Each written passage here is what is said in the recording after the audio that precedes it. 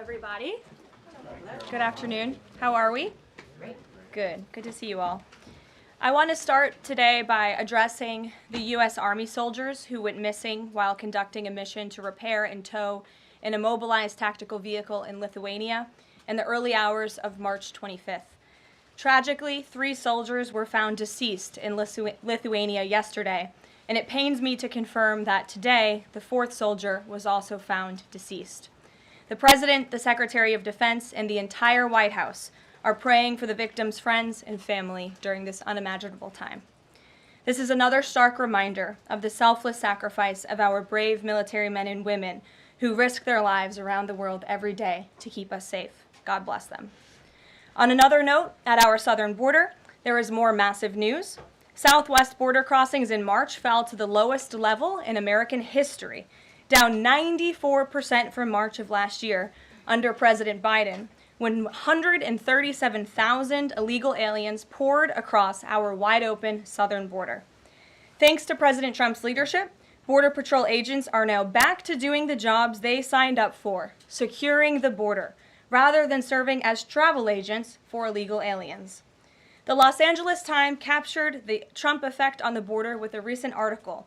Their headline read, "California-Mexico border, once overwhelmed, is now nearly empty." With so few migrants coming into the U.S., they wrote, "Shelters that once served migrants have completely closed." Deportations of illegal aliens who threaten the safety of the American people are also continuing at a rapid pace. Over the weekend, the United States military transferred a group of 17 violent criminals from the Tren de Aragua and MS-13 terrorist organizations to El Salvador. And an illegal alien who was released by the Biden administration into our country was just arrested in Georgia and charged with the horrific killing of Camelia Williams, a mother of 5 and grandmother. The suspect has now been indicted on charges of malice murder, felony murder, aggravated assault, rape, aggravated sexual battery, and necrophilia, which for those who don't know, necrophilia is a sexual obsession with a corpse. This suspect was ordered to be removed in July 2023, but the Biden administration allowed him to stay. This case represents the ruthless murderers, rapists, and pedophiles who Joe Biden and Democrats let into our country over the past 4 years through our southern border. They should have never been here in the first place. Keep this in mind the next time you see Democrats protesting future illegal alien removals from our country. President Trump is focused on fulfilling his greatest obligation, to keep the American people safe and to defend our country from violent invaders. Looking ahead to tomorrow, April 2nd, 2025, will go down as one of the most important days in modern American history. Our country has been one of the most open economies in the world, and we have the consumer base hands down, the best consumer base. But too many foreign countries have their markets closed to our exports. This is fundamentally unfair. The lack of reciprocity contributes to our large and persistent annual trade deficit that's gutted our industries and hollowed out key workforces. But those days of America, beginning tomorrow, being ripped off are over. American workers and businesses will be put first under President Trump, just as he promised on the campaign trail. The president's historic action tomorrow will improve American competitiveness in every area of industry, reduce our massive trade deficits, and ultimately protect our economic and national security. President Trump's economic vision is rooted in common sense.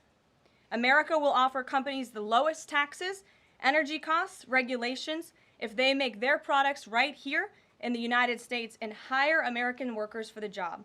It's simple. If you make your product in America, you will pay no tariffs. We have already seen a number of the largest companies in the world respond to this economic approach. For example, Project Stargate, led by Japan-based SoftBank and US-based OpenAI, and Oracle, announced a $500 billion private investment in the United States-based artificial intelligence infrastructure. Apple announced a $500 billion investment in U.S. manufacturing and training. NVIDIA announced it will invest hundreds of billions of dollars over the next 4 years in U.S.-based manufacturing. And the Taiwan semiconductor manufacturing company TSMC announced a $100 billion investment in U.S.-based chips and manufacturing. These are just a few of the investment announcements that have already been made, and it is clear that President Trump's America First approach is already working. In our new media seat today is Mark Halperin, the co-founder and editor-in-chief of Two Way, a new live video platform that builds communities around interactive conversations with leaders and content creators from every subject area. They have over 37.5 million video views, over 3.6 million watch time hours since the platform began just last year. This is new media in its truest sense, allowing the people to ask questions, make comments, and be an active part of engagement on the most important issues facing the country and our world. With that, Mark, please kick us off, and welcome to the briefing room. Thank you, Caroline. Appreciate it. I'll ask you a question about tariffs and then one from one members of our community. Sure. About education. It's perceived by some that companies or countries, if they change their policies either before tomorrow or after tomorrow, can have the president alter what he's planning for that country or that sector. Is that a possibility? And if so, what factors the president consider in making those changes? Well, the ultimate change for these companies and these countries, Mark, will happen when they decide to do business in the United States of America. And as I just laid out, they will face no tariffs at all if these companies choose to invest here in the United States and to move their production and their manufacturing here to the United States as well. As for tomorrow, the president will be addressing the decades of unfair trade practices that have ripped our country off and American workers off. It has hollowed out our middle class. It has destroyed our heartland, and the president is focused on reshifting our global economy to ensure that America is once again the manufacturing superpower of the world. So if they do something today or later in the week that's a pledge for future activity, would that be good enough potentially to alter the policy? Again, the president has been looking at the very unfair trade practices of the past. Certainly, the president is always up to take a phone call, always up for a good negotiation, but he is very much focused on fixing the wrongs of the past and ensuring that American workers have a fair shake. So if someone calls after tomorrow and says, hey, I'm ready to make a change, he'd be open to that? The president is always open to taking calls. Okay. A question from one of our community members. Katie Reeves is a school teacher in Wisconsin. She's taught K-8 in public, independent, private, and private schools. And here's what she wanted me to ask you. She says, I see the elimination of the Department of Education as an excellent first step in the improvement of our school system. Do you see any further role the federal government can take beyond this, possibly in promoting the expansion of voucher programs or reducing the influence that teachers' unions hold over our schools? Mm-hmm. Well, first of all, I want to thank Katie for her service to our country and our nation's children. Being a teacher is the most noble profession that we believe one can have. And the president said in his remarks when he signed the executive order to dismantle the Department of Education that he loves our teachers. And in part, this order is to empower our teachers to have greater decision making in the classroom. Nobody knows our nation's children and our students better than our teachers who are with them every single day. As for the federal government's role, to get to the heart of Katie's question, the president has made it clear to Linda McMahon that we need to find other places within our federal government for critical programs regarding education.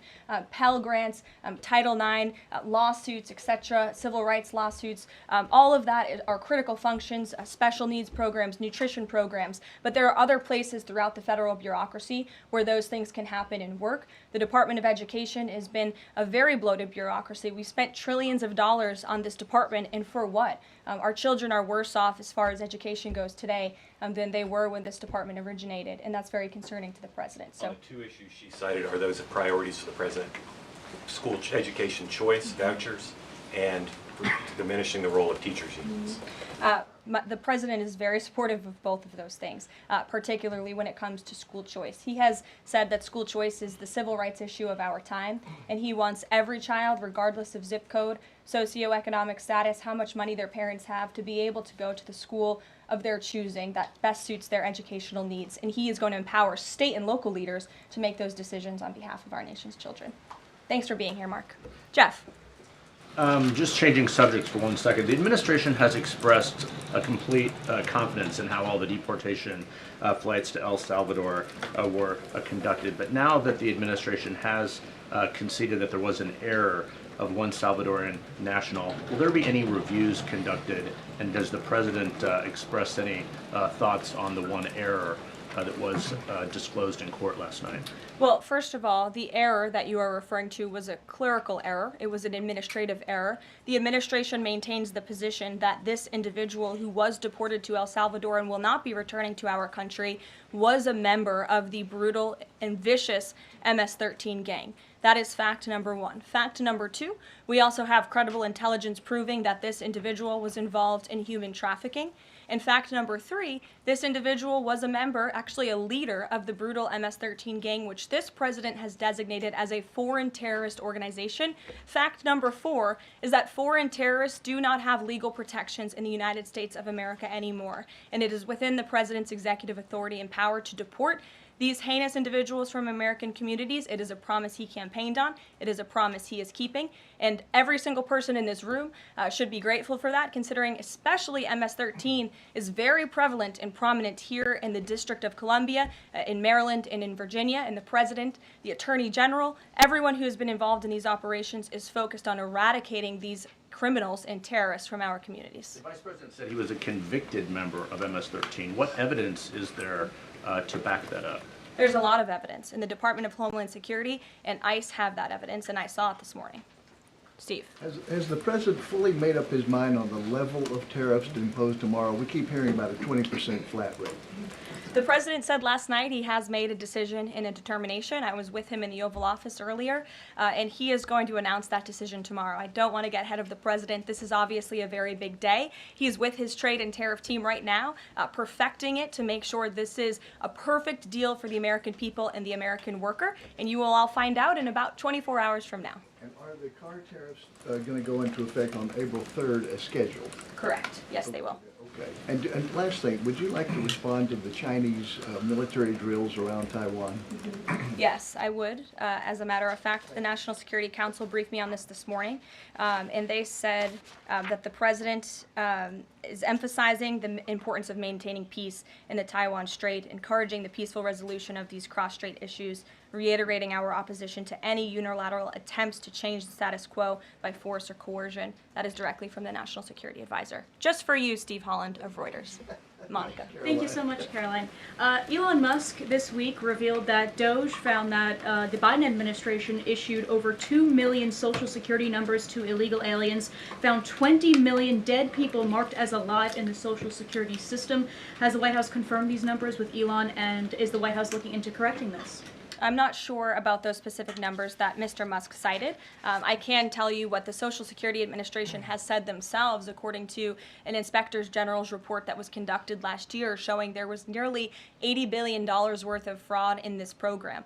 We know for a fact there are individuals who should not be receiving benefits on the Social Security rolls, and this administration is focused on cleaning out the waste, fraud, and abuse in every agency, but particularly in Social Security, to make it stronger for our tax-paying, law-abiding citizens who deserve these entitlements and programs. Because you did bring up Doge, I do want to tout the incredible efforts that have been made at the Environmental Protection Agency, and Administrator Lee Zeldin is just doing a tremendous job. Just yesterday and today it will be going into effect. He announced that taxpayers will be saved $8 million in annual lease costs by moving staff out of the 323,000 square feet of space that the EPA currently occupies, which is completely unnecessary. Yesterday, Administrator Zeldin also announced he will be shutting down a museum that the Biden administration built to tell a selective story about the EPA's history and climate change. It was a real pat on the back to President Biden. And guess how much American taxpayers paid for it? $4 million for this museum that I think only 1,000 visitors saw last year alone, and it will cost American taxpayers $600,000 per year to operate this museum. Well, it's not going to exist anymore. We're going to save taxpayers those critical funds, and Administrator Zeldin is very proud to announce that. And just at EPA alone, and the cuts that they have made, they've saved taxpayers more than $22 billion in wasteful grants and spending. Peter. Thank you, Caroline. When the president goes down to Florida on the weekends, does he ever hear from, there are so many retired folks down in Florida, does he ever hear from any retired Americans who are stressed about these wild swings in the stock market because of the tariff uncertainty, and they're sitting there on fixed income or living off a 401k, and They don't know how much money's going to be left. Well, certainly they are legitimate concerns, and the president takes those concerns very seriously, and he's addressing them every single day. And tomorrow's announcement is to protect future generations. The senior citizens you mentioned, it's for their kids and their grandkids to ensure that there are jobs here in the United States of America for their children to live the American dream, just like they presumably did. And as for their worries about their 401ks, their Social Security, I just addressed Social Security. This president is always going to protect it for our tax-paying senior citizens. As for their 401ks, look at what President Trump did for you in his first term. He is working on implementing that economic formula every single day by lowering inflation, lowering energy prices, massive deregulatory efforts, while simultaneously effectively implementing tariffs. And they'll hear more about that announcement tomorrow. And you said that the president right now is with the trade and tariff team. They are very confident that this is all going to work. But what Yes. if they're wrong? They're not going to be wrong. It is going to work. And the president has a brilliant team of advisors who have been studying these issues for decades. We are focused on restoring the golden age of America and making America a manufacturing superpower. And again, Peter, I would point you to the investments that have already trickled into this country. And the president hasn't even made his tariff announcement yet tomorrow. There have been billions of dollars in private investments from around the world pouring into American communities. What does that look like for those watching at home, for the people you mentioned worried about their own economic circumstances? It means more jobs in your communities, which means more money, more investments, more money in your pocket. That's what the president is committed to. And I would be remiss if I didn't mention the president's commitment to tax cuts, which we are counting on Congress to do, especially on Social Security. And one more. Sure. Are the special elections today a referendum on the president? I think first of all, as you know, I'm a government employee now, so I'm not very much allowed to comment on elections that are taking place. That's something to get used to, having just been on the campaign trail for quite some time. But the president is the leader of the America First movement and the MAGA movement. And that was made very clear on November the 5th when he received nearly 80 million votes. I could also say that it is the constitutional right of every law-abiding American in these places where these elections are being held to vote, and every American should exercise their constitutional rights. Sure. Thanks, Caroline. A few questions about this deportation case. First, I wanted to clarify something that you said to Jeff a few minutes ago. You said you'd seen evidence that this man was a convicted gang member. In what court was he convicted and for what? This individual was an MS-13 ringleader. This individual was also engaged in human trafficking. And I'm glad you brought up this point again, because I would like to point out that if you just saw the headline from the insane, failing Atlantic magazine this morning, you would think this individual was Father of the Year, living in Maryland, living a peaceful life, when that couldn't be further from the truth. They didn't even mention in the title of that article, or even in the first paragraph, that this individual is an illegal criminal who broke our nation's immigration laws. He is a leader in the brutal MS-13 gang, and he is involved in human trafficking, and now MS-13 is a designated foreign terrorist organization. Foreign terrorists have no legal protections in the United States of America, and this administration is going to continue to deport foreign terrorists and illegal criminals from our nation's interior. But a judge ordered that he should remain in this country. So are you saying that it is okay to ignore a judge's ruling if you don't like it? Who does that judge work for? He's an immigration It was an judge. immigration judge who works for the Department of Justice at the direction of the Attorney General of the United States, whose name is Pam Bondi, who has committed to eradicating MS-13 from our nation's interior. And let me tell you why we've made this commitment. MS-13, may I remind each and every one of you, is a brutal and vicious gang. They raped and strangled a 20-year-old autistic woman to death in Maryland. They hacked 4 people to death with machetes in a park on Long Island. They have kidnapped, sexually tortured, and shot a teenage girl in Texas after she insulted them, allegedly. Killed and mutilated a 17-year-old girl in Virginia, stabbing him 16 times and cutting off his hands. They beheaded and cut out the heart of a man in Washington, D.C., They raped and murdered a 13-year-old girl in California. They sex trafficked a slew of young girls, including one who was just 12 years old.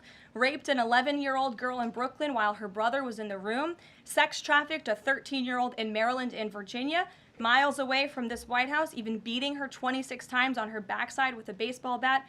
Pressured homeless New Yorkers to undergo unnecessary surgeries such as spinal fusion in order to bolster their fraudulent lawsuits. These are vicious criminals. This is a vicious gang. And I wish that the media would spend just a second of the same time you have spent trying to litigate each and every individual of this gang who has been deported from our country as the innocent Americans whose lives have been lost at the hands of these brutal criminals. We maintain our position, and very strongly so. Jennifer. One more on the tariffs. Can you say what the latest thinking is on the start date? I know you were just in the Oval. Are they all going to take effect this week on the reciprocal tariffs? And whenever they start, is that enough time for companies and everyone involved to adjust to that start date? My understanding is that the tariff announcement will come tomorrow. They will be effective immediately. And the president has been teasing this for quite some time, as you know. He's talked a lot about April 2nd as Liberation Day in America. It would be taking place today if not for April Fool's Day. But tomorrow will be the day, and he's been talking about it for a while. And as a result, you've seen these companies make commitments to investing right here in the United States. Jasmine. Thank you so much. I wonder, back on tariffs, what, if any, market indicators is the White House looking for to see if this tariffs plan is successful down the line? Well, look, the president has been asked and answered this question about the stock market and whether he's watching it. And I've said, and he has said, the market is a snapshot in time. Yesterday, Dow futures were up. And there's been a lot of talk about the market, and it was up yesterday. So, look, the president wants to ensure that all Americans make out well, particularly Main Street. That's the focus of these tariffs. But as I've said repeatedly, just like they were in his first term, Wall Street will be just fine. Shelby. Thanks. A bipartisan pair of senators sent a letter to the president today arguing that the recent strikes in Yemen are emboldening the Houthis and saying that Congress has not authorized war against them. Is the administration planning to consult with Congress at some point or going forward regarding the strikes, and any response on the letter? Well, I would absolutely reject Congress's claims. Who made those claims in Congress? Senator Jeff Merkley and Rand Paul. Okay, well, I would absolutely reject those claims. These Houthi strikes have been incredibly successful. Last time I was at this podium, there were more than 100 successful strikes.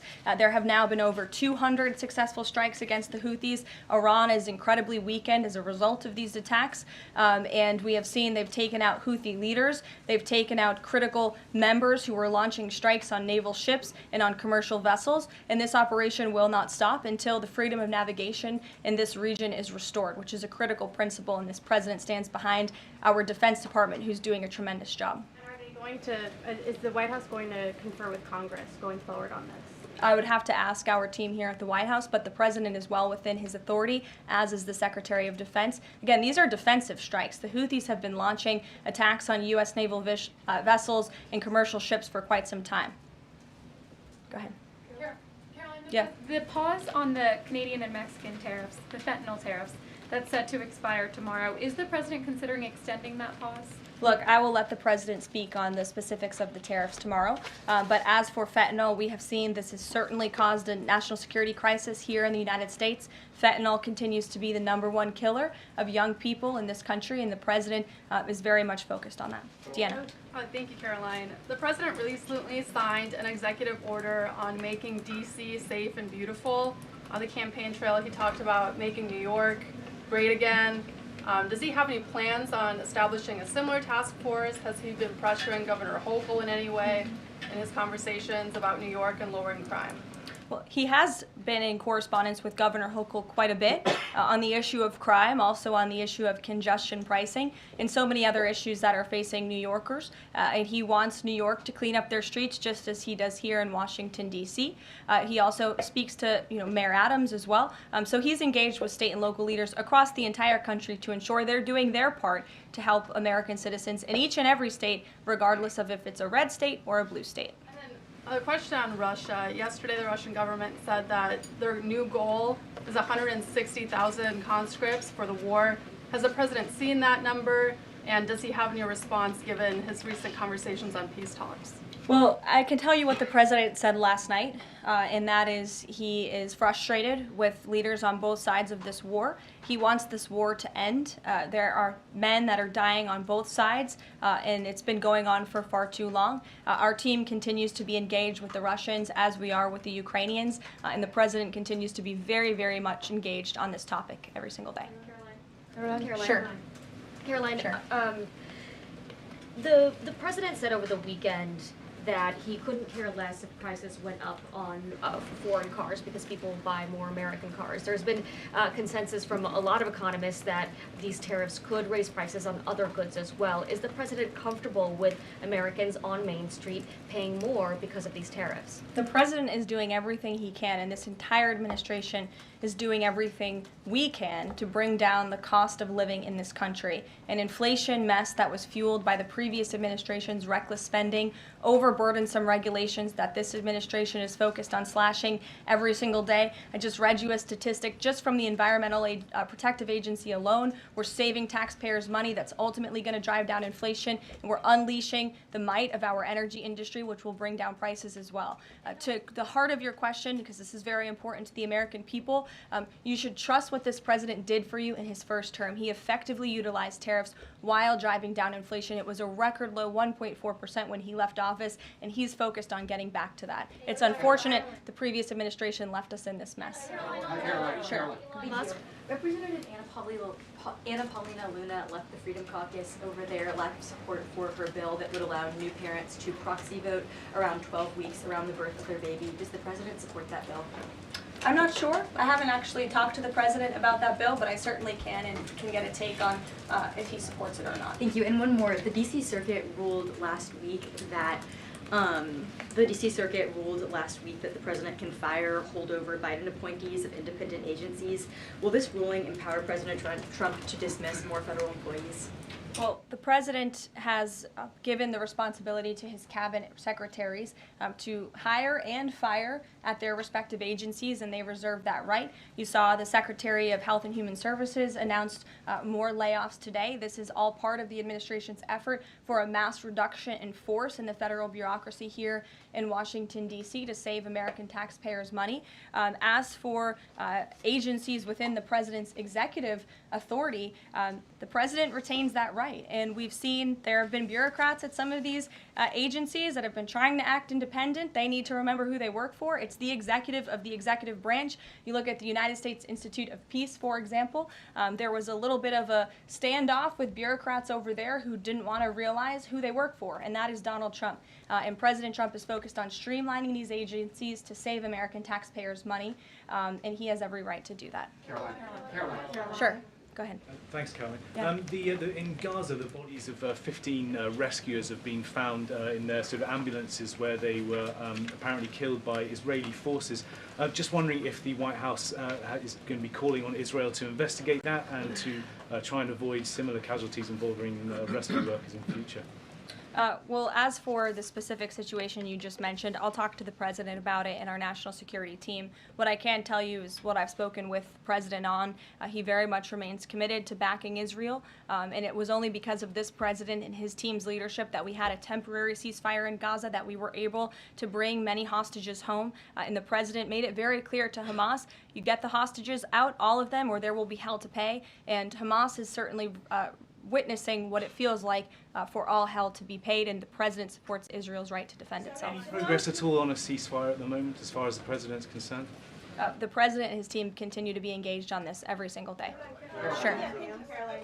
Go ahead, So I'm just wondering, related to that, if you have an approximate date for the president's first foreign trip. I think there was a little confusion yesterday about what month he was talking about. And then will he need a ceasefire to be in place or closer, either in Gaza or in Ukraine, before that trip takes place?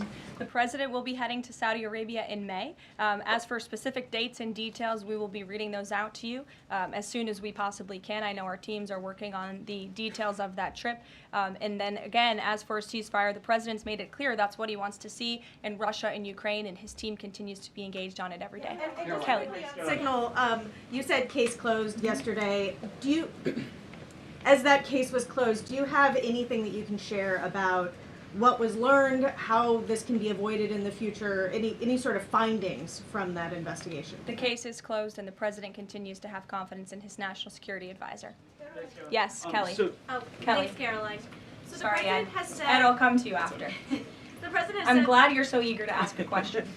It's Liberation Day. Yes, it is. Caroline, the president has said foreign Tomorrow. countries and companies will eat the cost of tariffs. In his speech on Inauguration Day, he said, quote, instead of taxing our citizens to enrich other countries, we will tariff and tax foreign countries to enrich our citizens. Right. So then why did he have to tell the domestic automakers not to raise prices?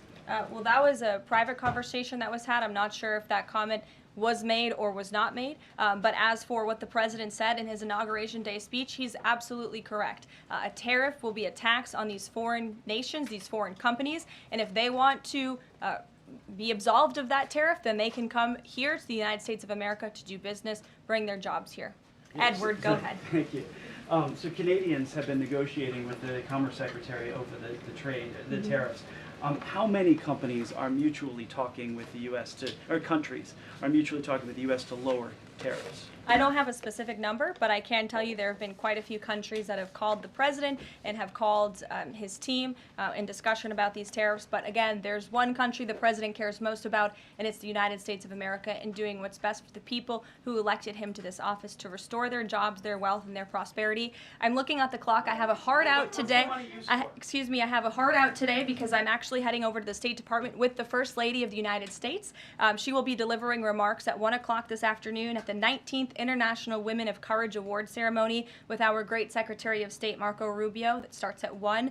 This is the 5th year Mrs. Trump is participating and standing with brave women leaders who embody American values abroad. And the First Lady in her remarks today will highlight the profound connection between the love and courage that will be shown by this year's honorees. I encourage everybody to tune in at 1 o'clock, and then we'll see you all tomorrow for Liberation Day. Thanks, guys. Thanks, Caroline.